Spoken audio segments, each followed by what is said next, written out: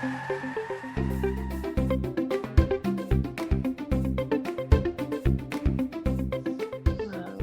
well, let's go ahead and get started. Well, welcome to, this is the first meeting of virtual DeCaf that we have in 2021. My name is Don Rickabaugh, and this is anything about owner financing and notes and anything else we want to talk about. It's gotten pretty free range chat these days, given that so much is going on in our country and around the world. And Abby and I love going off on all sorts of tangents, and I hope, well, I guess you wouldn't be here or listening if you didn't appreciate just a little bit of our interesting take on things, and the controversial things that we don't mind going into at times. Axel, thank you again for being here, always, for facilitating these. And would you just go ahead and give a little bit of housekeeping? Yeah, absolutely. For everyone? Yeah, no problem. You can chat in any questions to support. That's me, Axel. And you do have we set it up so you do have the ability to unmute yourselves. Bottom left corner, like if you hover over the screen, you'll see like a little microphone. Just click unmute. You can ask any questions that you have for Dawn or for Abby or other participants. And then if you have a noisy background, we just ask that you try to just be respectful of everyone on the call. And if you need to, just mute yourself. And if you need help, I'll help you help mute you. So yeah, that's all I have. Okay, well, thank you so much. Do we yet have Megan on the call yet? Not yet. Not yet. Okay, how about Dave? Dave? Not yet. Okay. So Megan, let's bring you on first. You know, we're here in the Reno Tahoe area. Carson City is where I live. And Dave Kurtzman's up in South Lake Tahoe. And I also lived out in Dayton. So between Dayton and Carson City. So that's, and I'm always looking for her State of the Union. Megan, do you have audio yet? Yeah, can you hear me? Hi. Hi. Hey, how are you doing? Good, how are you? I miss you. Good. Hey, sorry. You know, just knowing that you're hiding in your room. That I'm what? Sorry. You're hiding in your bedroom. Yes. Well, one of my bedrooms is now my home office. What you can't see is that I have a couple of screens beside me. My assistant's desk is set up beside me. I just don't even go to the office anymore. Then I have office help. Right. Oh, he's standing guard. So he sits behind me like this all day long when I'm working. Oh, that's great.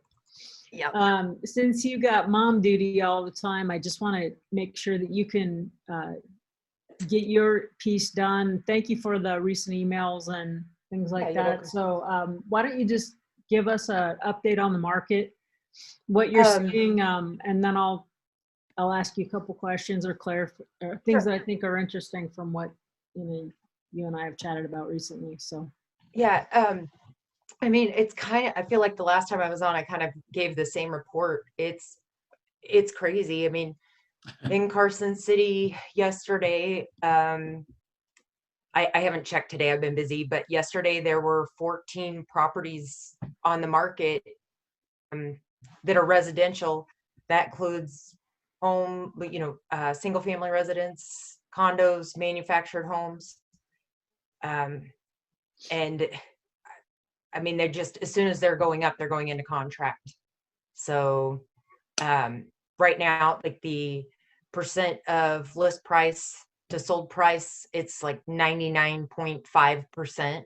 You know, we're almost everything is at list or above. And I know I'm dealing with some. Do you know if we're talking about out of state money?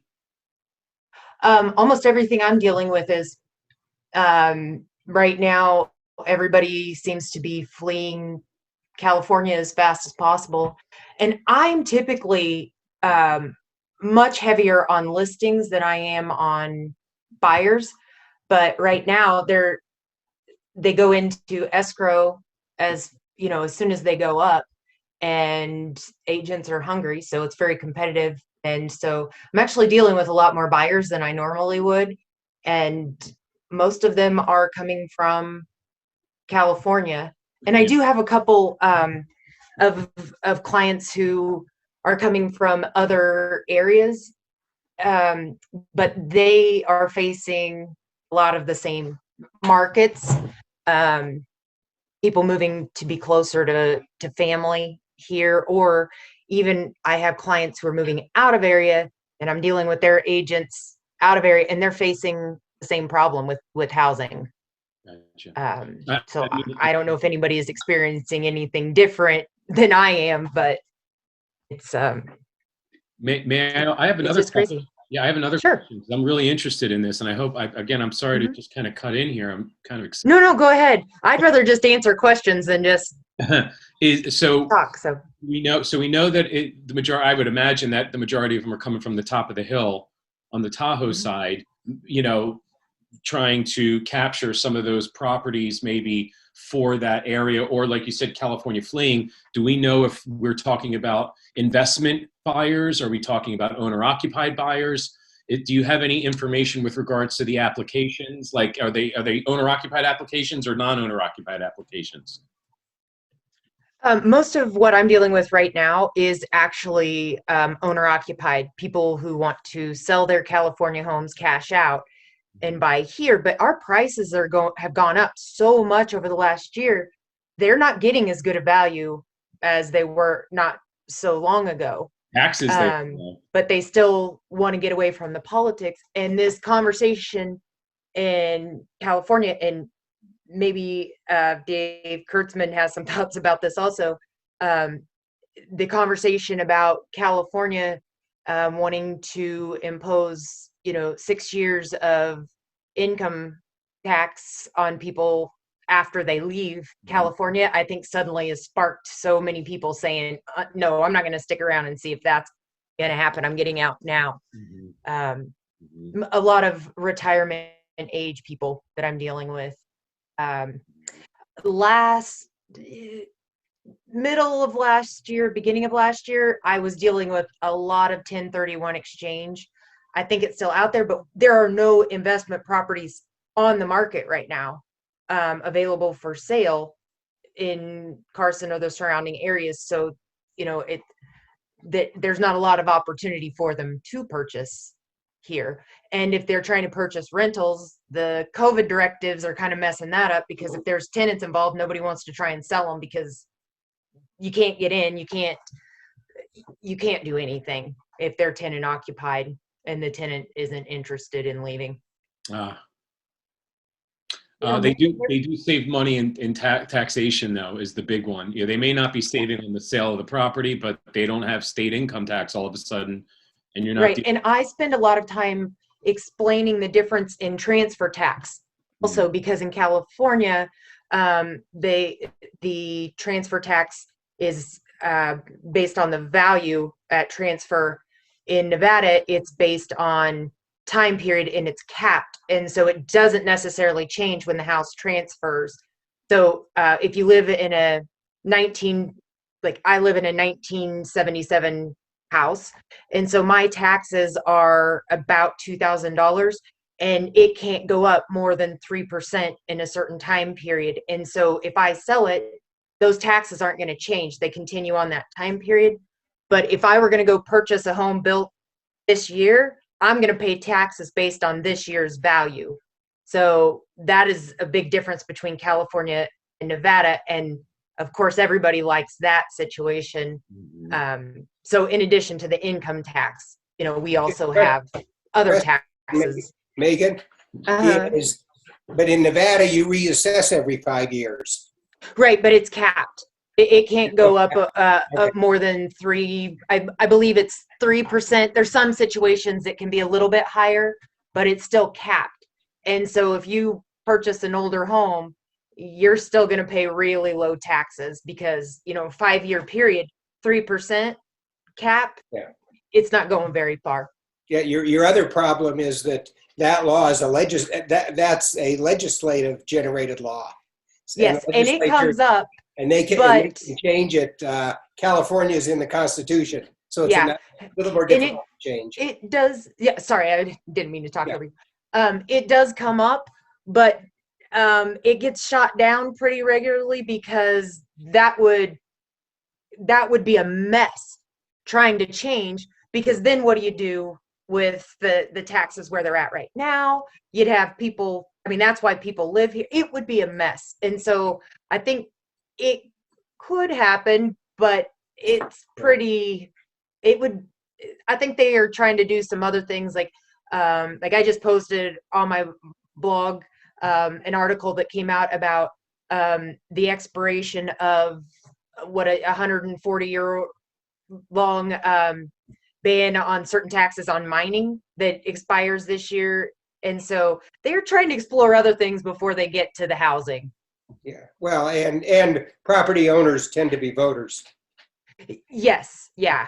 And I know I talked to a lot of state senators and different politicians, mostly right now trying to talk to them about the COVID situation, but regularly also asking what they think about the property tax. And I typically get the same response about that's kind of last resort because it would be such a mess.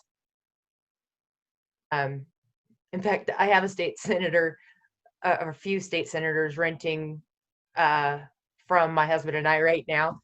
And I so subtly, as I was being handed a check the other night, I'm like, hope you continue to pay, because if you don't, I can't get rid of you.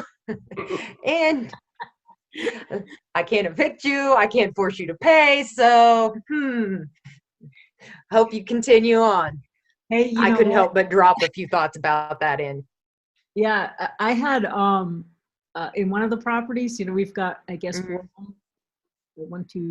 four units going. They paid all in January for the whole time.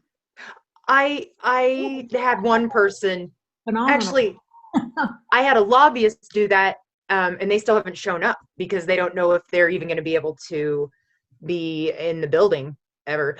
For anybody who's not from Nevada, it's probably helpful to know that our legislative session takes place every 2 years, from either, I can't remember the exact date, but like middle of January through end of May or mid-June every other year.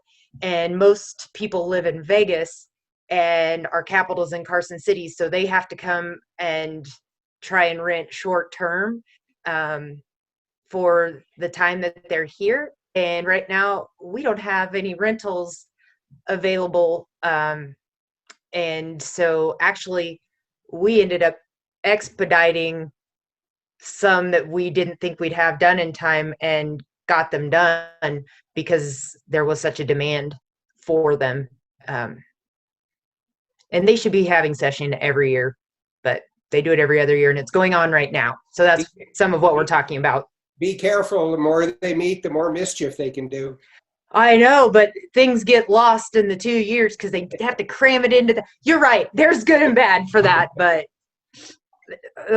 there's kind of a mess not having it every year. A lot of things get put into place, they don't work, and you have to wait 2 years to try and get it resolved, and then they don't have time for it. Megan, a couple guys that do some work for me, and I help them with their property deals. I've been able to get them into them 2 or 3 or 4 properties over the last few years. And he said he sent me the Zillow listing for this one that was down in Douglas County. It's like an REO mobile home on land down in the 89705 area. And it needs a ton of work. It's 1986 mobile home, ton of work. Is it my listing? No, because it's on Princeton. Oh, okay. Because I had one similar. Go on. Yeah, they just took it deed in lieu back in November, and now they just put it on the market a few days ago. So my guys are going, tell me more about this. She said I looked in the record and all that just to see what was really going on. Several assignments, went an NOD, then they rescinded, then she went default again, then blah, blah, blah, finally deed in lieu. But like it was sold probably 2 or 3 times in the last 4 years. And now finally, the lenders, but she said it needs a ton of work. And already they had like 6 all cash offers at or above asking. And she goes, it's because, but that seems to me like a rental type property, not so much. So it was just to punctuate what you were saying. Yeah. And those types of property, anything under, 350, it doesn't matter the condition. It's so competitive. When you brought that up, I have a listing in Douglas County that actually just closed on Friday that I've been working on for about 8 months because title messed something up. I have not 20 years really had this happen, but title made a major mess up that made us put it back through probate. But I had that. I mean, this place was really not even livable, I would say, and I mean bad. And it sold for $220,000, and we had multiple offers and over asking price when it went on the market. And it's so many investors up against, primary homeowners that are now, bringing in big chunks of cash or finding a way to purchase cash because it's all they can afford, and they're up against these cash buyers that want to make them rentals. I would not want to be a first-time home buyer in this market. Right. I don't know how they can possibly get into anything because they're up against cash buyers. So many of them. Yeah, it surprises me that you still got people that want rentals in this climate. I mean, they just, I don't know. The eviction is out till, when is it? The end of March? June. It got extended June. Oh my goodness. again. Yep. And then you had the moratorium on foreclosures. So if Okay, got extended again. that's I guess that's the only benefit that homeowners are getting is maybe if you don't have rent coming in, you won't be evicted on. But how do you ever that whole thing just makes me so angry when I start to talk about it or think about it, because it's so one-sided. There is nothing being done for the homeowners who are just losing out on that income. And I just posted an article about it that, the billions lost in rent right now. Well, I think federally insured loans, they can't foreclose until next year sometime, I think. Isn't that right? They're gonna push it out. There's a contract. I always forget to come prepared, Dawn, but there's contracts that are in place with regards to the guaranteed mortgages of Fannie and Freddie, something to do with guaranteed mortgages, and it expires in 2022. And in 2022, I can almost promise you they're going to pull when these contracts or whatever it is. I got to do my research on it. Is it federal or state?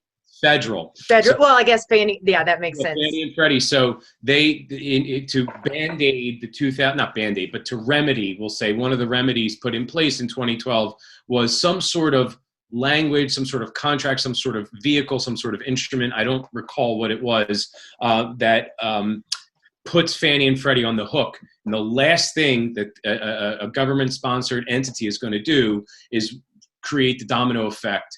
They're going to be clear of the damage before they allow those dominoes to fall. And it's about a year from now, March of 2022, is when that expires. I can do my research while we're in the middle of this and report back with some of that information, which I'll do now.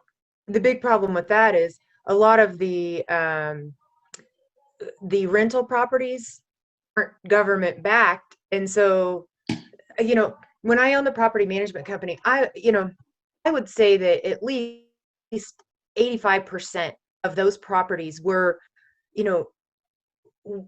I want to say mom and pop, somebody that had 1 or 2 properties and it was their either supplemental income or their retirement. And so, they may own them outright or have a conventional loan with a big, chunk down on it. But those are the people that own a majority of rentals in Carson City, and they're the ones getting hurt the worst because there's nothing to protect them.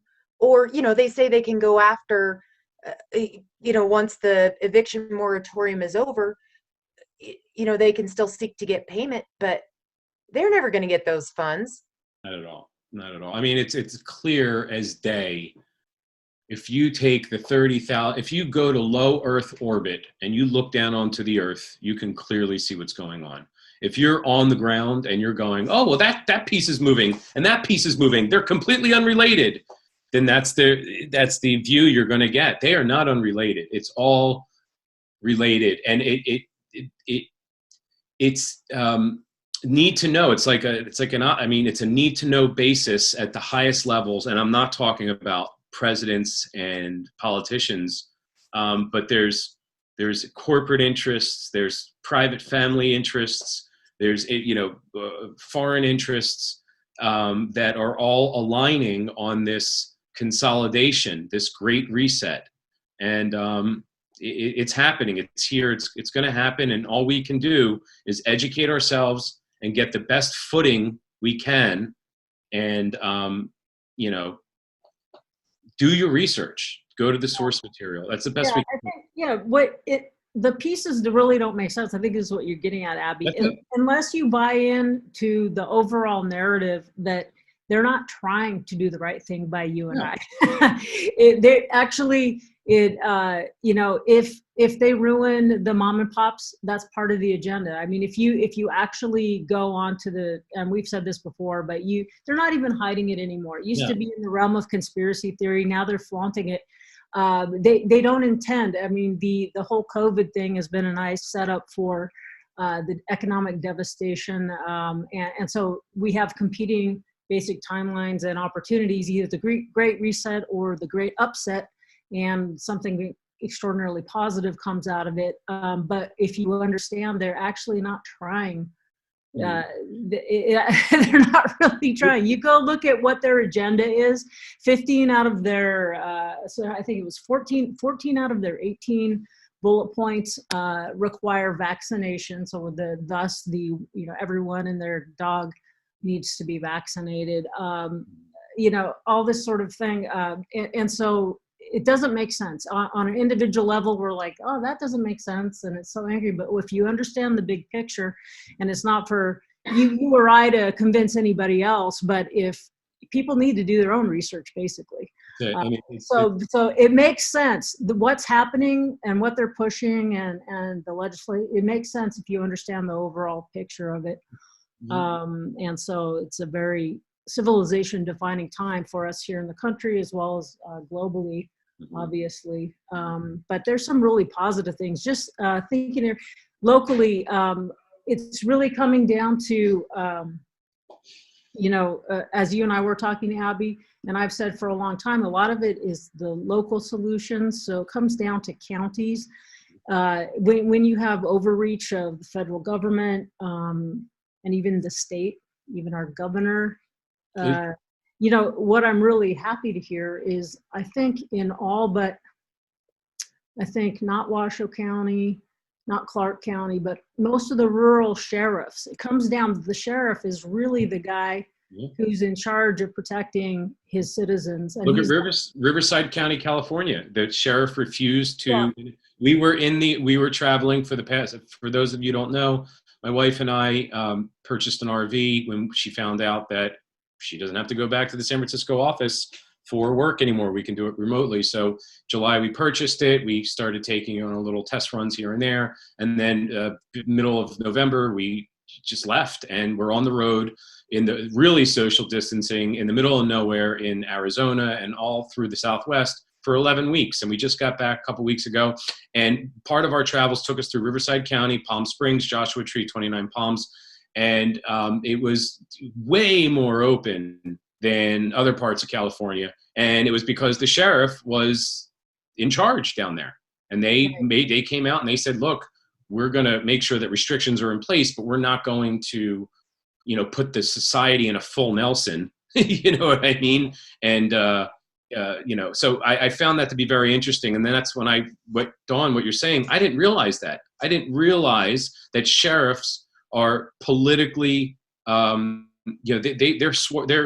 voted into office. I did not know that. I can't believe I didn't know that.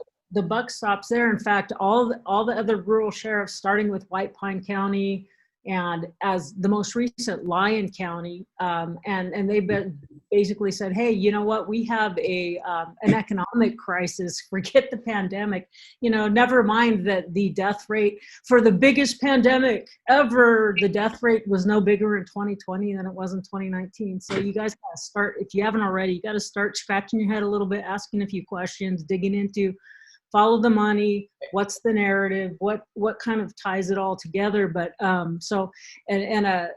guy that was over here doing some work for me out here was saying he's got friends that live in Austin, Nevada, which is out in the middle of nowhere, Lander County, Nevada. And basically there was one couple that was probably a California transplant that kept complaining that the one little market that they have in town that everybody shops for everything for, they kept turning them into OSHA or something. And so OSHA kept coming out and giving them fines. And finally the sheriff said, basically you can go quarantine yourself in a hotel for 7 days, or you can go home. And so they left, and basically he said to the governor, wrote governor, said, you quit sending your guys over here. Yeah, we're not paying attention to you anymore. So it's really, like, I feel like you can breathe out here. And I'm really glad. It's even got a easier feel now here in Lyon County, here in Dayton, going to Smith's, going to places. Well, I don't know. I was going to just add, just to your point, Dawn, when you said you should start scratching your heads and asking someone questions, that doesn't necessarily mean, politics, great, but that could also mean for investments. I was just talking to Dawn about this. You can go crazy, in your media diet. You can go crazy. I don't care who you are, if that's all you focus on. I had to, literally divorce myself from this thing right here, and just keep my head down and focus, and expanding my mind into new avenues of, scratching my head and thinking about things differently, not just with, who's telling the truth and who's a conspiracy theorist, but, where the next move is, what's a safe place to put our money, reading the terrain a lot better, number one. And number two, there's another word for what you're talking about, which is, not paying attention. I'm not saying we should do this, but I'm saying we're seeing it, not paying attention to the federal government or the state governments. It's all happening on a local level, right? That's another word for that is decentralization. Right. And that is the theme of what we're seeing across everything right now. Everything. Yeah, when you and I started talking crazy like this a few months ago, Abby, you know what? Bitcoin was like 10,000, 12,000 or something. And here we are, it's pushing 50, right? It's crazy. Yeah. And so not that I don't know if that'll keep going up or it'll crash. I really don't know, but it will go up. It's all happening. You can see, not to make this too technical, but you can see it in the mathematics of the code, which is the most beautifully written code. And I'm not a coder, I don't read code, but you can go to bitcoin.org and you can go all the way back to 2009. It's called the Genesis block, which was the first block that was, introduced. And it was just, it's going to go up because that's the way the code is written. Scarcity is built in, it's baked into it. So yeah, I know, but it's just but that's why I think, I keep pounding on when I have consulting clients, things like that. I go, do you have your emergency backups? Do you have cash under the mattress? And then diversify, real things, especially in an inflationary, terrain that we are going deeper and deeper into, like real things are what's going to have value. But I really am a fan of, having a little bit of it. So if this goes down, then this will probably go up. If this goes down, this will probably go up, and just sort of spreading it around. So I don't know. I'm just a fan of having a little bit in everything, and just sort of minimizing like my own personal world, like the houses that I live in and things like that have very, for me personally, the ones I live in, I don't like having a lot of leverage, because if things get really weird, I want fewer stresses about anyone can make me leave my house. But anyhow, let's see. Was there any does anyone else have, is Megan still here? Oh, does anyone Yeah, have, sorry, I don't know what happened, but it was perfect timing because my son ran in telling me how bad he had to go to the bathroom right after I got cut off. And I was like, oh, thank God. It was like the God was watching out for me there and having an embarrassing moment. But we missed out. yeah, and I was also searching for comment. Do you want to comment, or anyone want to ask you a question? Because I know sometimes you need to leave. So I just, yeah, and then please once again tell your website to people. Oh yeah, it's by Nevada, like BUY, Nevada spelled out .com. And I go in spurts with my blog. Sometimes it's super active, and then I get busy, and it's not for a while. But it's a lot of collection of articles and information that I think are important, especially to Nevada. But I was searching for a word when my Wi-Fi crashed, of course. I was saying about that it's almost become like an eminent domain situation, how I feel about it, that the government has stepped in and telling us how we can use our property and our property rights. But they haven't gone through, the process to do that. But that's kind of a mess. Yeah, that's been going on since 2008. I mean, if you look what's going on in California in the note business, and Dodd-Frank with the seller finance clause, that if someone, if Mr. and Mrs. Smith want to seller finance their house to Mr. and Mrs. Jones, and let's say that Mr. Smith was, in the rental property business and he wants to sell his private house, he has to now pay an originator. Now, I know it's not a big deal, but he has to pay an originator to create the note and to make sure that Mr. and Mrs. Jones can afford it. It controls the I mean, I understand why they do it, although the seller finance space did not create the derivatives or the CBO market or the credit default swap debacle of 2008. We had nothing to do with that, but here we're the ones that are getting a part of the brunt end of it, and they tell you how you can transact on your property. It's a small little step here, a small little step there, and regulation is good. I'm glad that there's governments involved. I'm not an anarchist, but I will tell you that it's as Eisenhower said in his farewell address, an informed citizenry is the best way to move forward as a country. And I'm paraphrasing, of course, but that's, we have to be informed citizens. Yeah, and Megan, thanks for that, Abby. Going back to what you were saying, Megan, yeah, did you read that from White Pine County?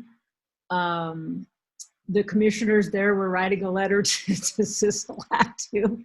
No, I didn't. Yeah, basically they're saying, look, that's got to be good. Yeah, you're illegitimate. You're doing illegal things. The legislators are for making laws. We're done listening to your dictator, your tyrannical edicts or whatever. And so it's just about, when they get a bunch of power, they're not going to give it up. So we have to decide how much are we going to let them take. That's right. I love rural counties. They just yeah. They're going to do what they're going to do. Yeah, and don't care. Question, Dawn. Yeah. This is Mary Kay. Oh, I live in Carson City. I'm just curious to get people's opinion, and there's always some unknowns and all, but I happen to have a 4-bedroom, 2,000 square foot home that's unoccupied right now. I've been renting it, and I have a lot of options with it. I own it outright. I'm not sure whether to, let it, to sell it. What would you with this market, you know, it's located in Carson and in a good location. It was built in 1960. It's been remodeled. It's in really great condition. Would you recommend at this point, like, you know, there's a lot of unknowns, but selling it or renting it or Airbnb-ing it, or, you know, what's the flavor? Are you asking me or Dawn? I guess I'm asking anyone who wants to chime in. I think that has a lot to do with what your long-term goals are. I mean, really, if you want to have, I mean, I'm a big fan of the, you know, the monthly income. If, you know, you want to continue to have that through your life, especially if you don't owe much or anything at all on it. But, you know, if you are considering selling, this is a really good time. But like, as long as you don't have to be a buyer on the other side, because that's because if you were going to sell and have to buy, there's a lot of variables, you know, what that long-term plan is, and having that monthly income and all that. So that all plays into it. And, you know, that's kind of where I am with it, and just kind of feeling it out, letting things roll as they do. And the answer will come on what to do with this property right now. Mary Kay, what I've got a property in Tahoe that's 2 houses on 1 lot, and they've been a headache for about 10 years. I took them back in the last recession, but finally have them in good shape. They're cash flowing, everything's fine and dandy, and I have that same dilemma. Do I take advantage of this market or bail out of them? And I don't like to evict good tenants. So what I'm going to do probably is approach the tenants and basically offer them a 1-year lease. So it'll take them in the next June, because it's so hard to find new places. And once the lease is in place, put the property on the market for top dollar. And I realize I'm cutting out a lot of potential buyers, but I'm keeping the place occupied, taking care of the tenants, and still possibly taking care of a market which, it may continue to go up, but all markets level off eventually. Mm-hmm. And I've done a lot of dipsticking, talking to some of the more active realtors in Tahoe.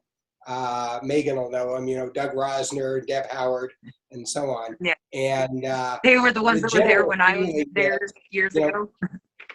Yeah, you know, barring all of a sudden spikes in the interest rates, or a war between Russia and China, or something of that nature, you know, totally unpredictable, that we're going to be in a pretty solid position at least through 22, is the general feeling of the more productive realtors. And beyond that, nobody's even willing to think about it. Thank you, David. I think I'm in a really... Can you show? I think I'm in a solid position anyway, because I own it. We've rented it before, had it, you know, and it's done well. You know, we were pulling in about 2,100, and I know with even the condition that, you know, right now we're kind of putting in a gas fireplace just to bring it up a little bit even more.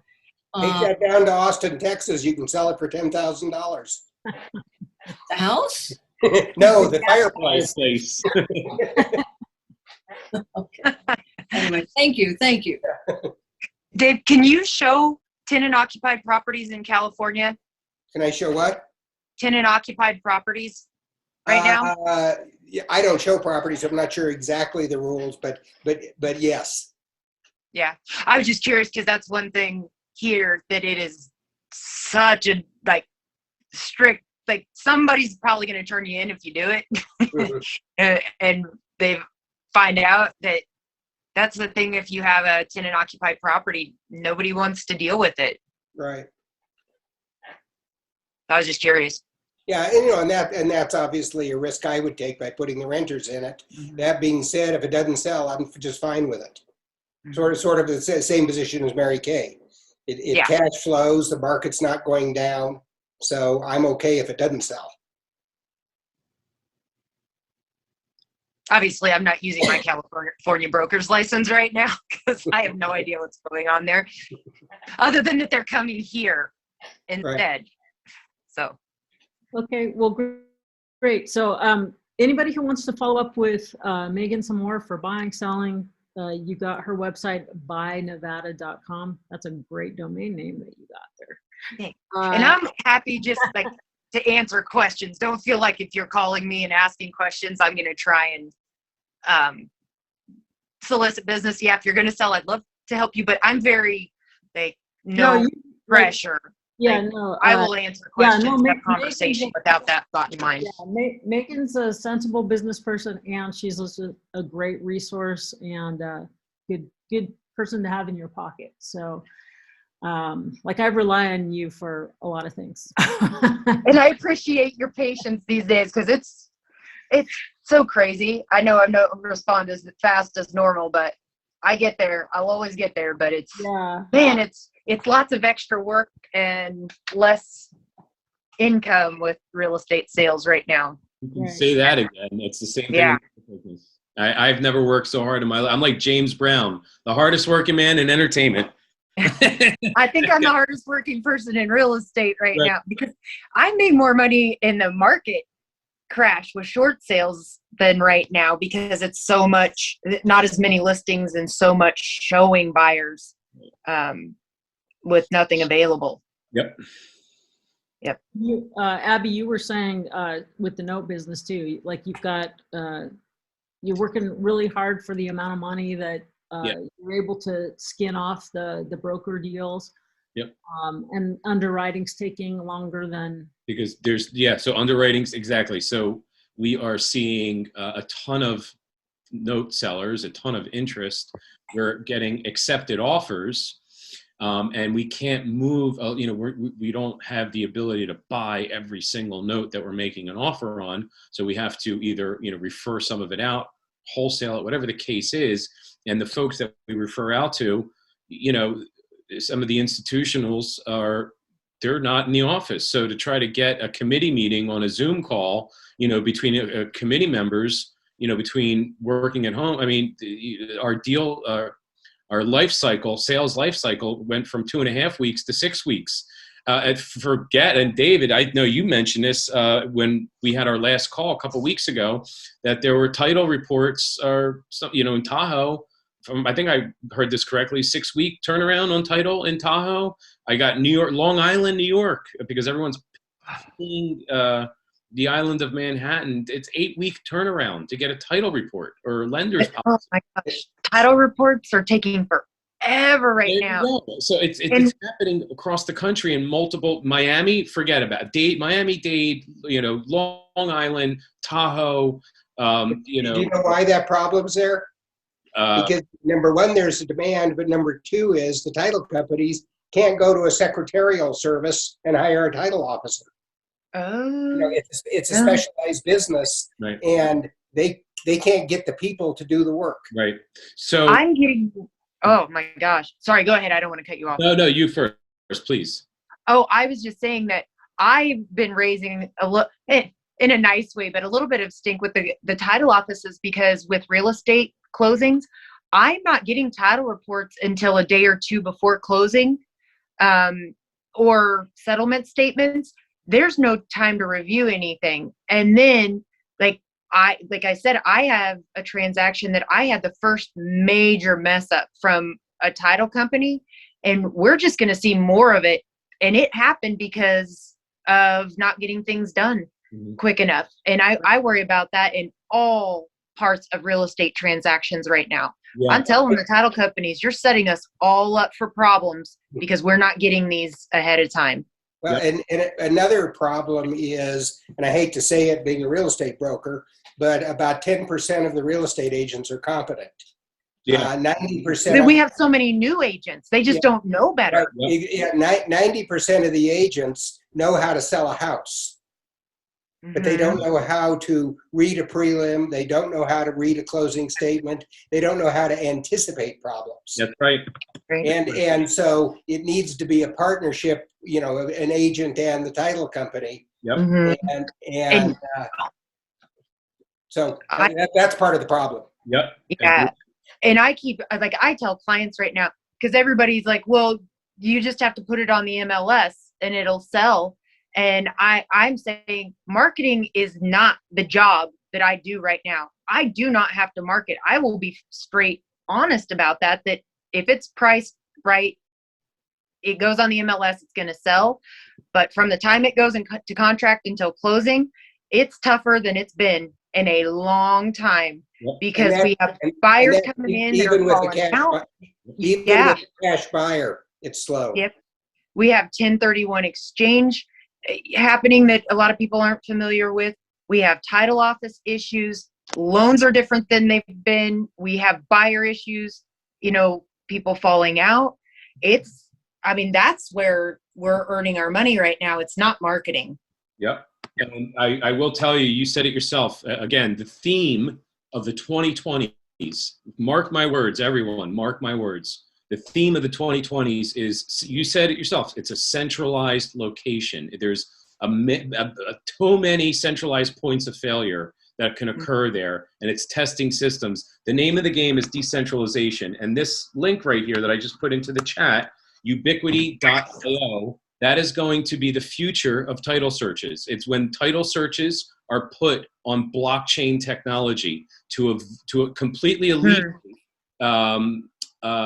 these title turnaround times. Everything's going to be on open source distributed ledger technology, where anyone can really view. You don't necessarily need title agents as the gatekeepers. You're going to have something. They have another service again called Smart Escrow, where you're going to be able to do that as well. This is just in its infancy, so it hasn't really reached, have reached yet. But things like this, innovations like this, are going to change our industry, and it's all going to happen through decentralization.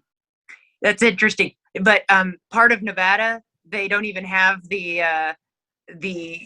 title documents digital yet. Yeah. They still have to run down to the courthouse and get copies. So we might be behind on some of that. But but that's interesting. I'm interested to go look that up, because I think it's heading there. It's heading there. And this is a long time. I mean, I wouldn't. Yeah. You can roll this into your, bake this into your product when you sculpt a product and say, hey, we're plugged in the first blockchain powered, so-and-so. And that's all well and good, but it may only do 1 or 2% of your transactions. You can still roll with that public relation. Being knowledgeable about it's going to be the winning part. I see in my job future a majority of my time explaining to people coming to California why Nevada doesn't have this yet. Because I spend a lot of my time already doing that. Now I see it stepping up another notch. Well, we don't have the blockchain title situation yet. So here's the best part is you're not even going to know the difference. That's when it's going to hit mass adoption, is when you don't know. I mean, it's just like, when you used to have to log onto a computer in 1984, you remember you have to load, run, /run, and then I'm not old enough to remember that. Yeah, I mean, I watched enough 80s movies to say. Right.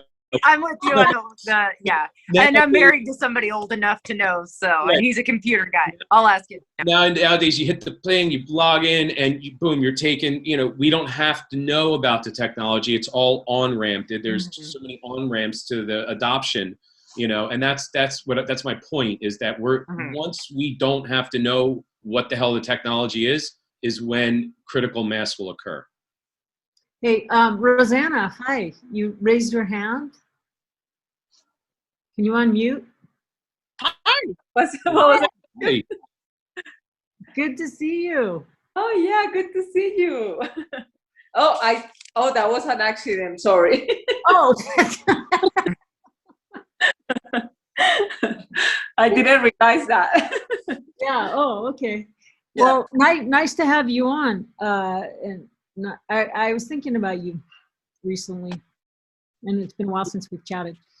But anyway, you just bought a new home, right? The under construction. Yeah, it's under construction. Yeah.